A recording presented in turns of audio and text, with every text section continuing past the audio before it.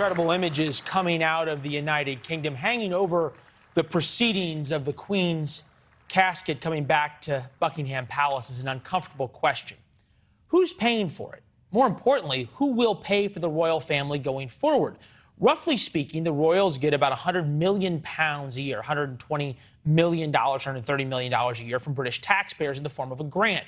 That translates to about $2 per person in the United Kingdom. Much of that money comes from the Crown Estate, property owned by the monarch that's effectively now owned by the United Kingdom itself, the government. That includes much of downtown London. But just like his mother, King Charles will now face some uncomfortable royal belt-tightening. He will have to decide who stays on the dole and what royals must get real jobs. We can only hope that Meghan is among those, but I digress. Ann Barry's here, founder of Threadneedle Ventures, expert on the royal family's finances, among other things. All right, Ann, are we right to sort of start talking about this? You were just in the United Kingdom.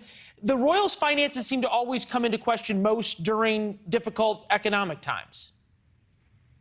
Leland, that is exactly when the royal finances come under close scrutiny. I think what's very little appreciated, though, is that, yes, the royal family receives about £100 million a year. That's called the sovereign grant. You lay that out at the top of the segment.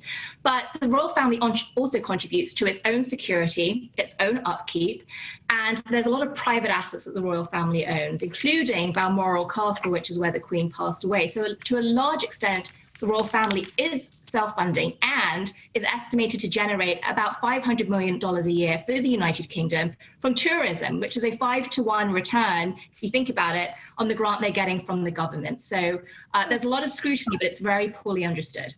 Given what's happened in the markets over the past few days, I think anybody would take 5-to-1 these days. UK tourism, and in fairness, you point this out, 50% of Canadian and U.S. travelers to the UK are drawn by the royal family. Tower of London, most visited paid attraction in England with 3 million visitors.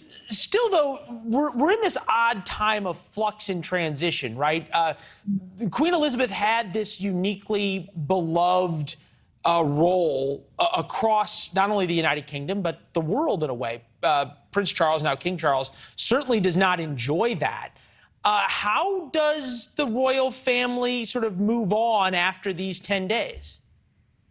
I don't think we know, Leland, to be fair, that King Charles doesn't enjoy it. I do think that he has certainly embraced his stepping up in role as the Queen stepped back from some of her duties. I think over the next 10 days, I think a couple of things are interesting. First of all, the outpouring of grief that we've seen in the United Kingdom really does reflect the level of affection that not only the Queen was held in, but also the fact that there is continuing appetite to support the royal family, in my opinion.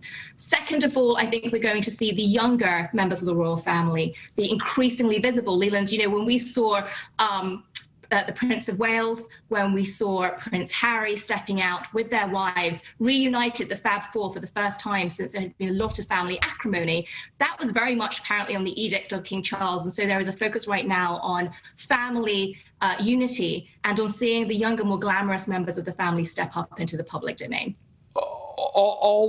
All good points. I guess where I'm trying to go with this is, how does the family decide how much they're willing to continue to take? Because it's not just the young glamorous royals. It's a large royal family. They're continuing to get money from the UK. It may not go on. We saw Queen Elizabeth sort of totally flip the royal family on its head to one of service. Prince Charles, the only way to really show that is through money, right? Well, the Queen had started a process of scaling back the number of members of the more distant members of the royal family who call it on the firm's payroll. That process started over the course of several decades ago.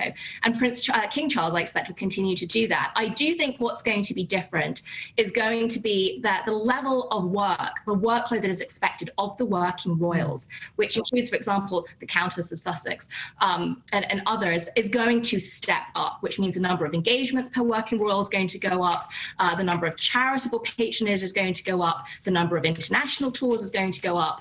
So I do think the royal family does continue to require the sovereign grant, but I think as it's spread across fewer members, the workload's going to go up significantly. All right, there you go. Ann, thank you very much. It was good to see you. We appreciate you staying up late for us. Thanks, Leland. All right. Thanks for watching. Go to newsnationnow.com to find NewsNation on your television provider. And don't forget to subscribe. Click the red button to get more of NewsNation's fact-driven, unbiased coverage.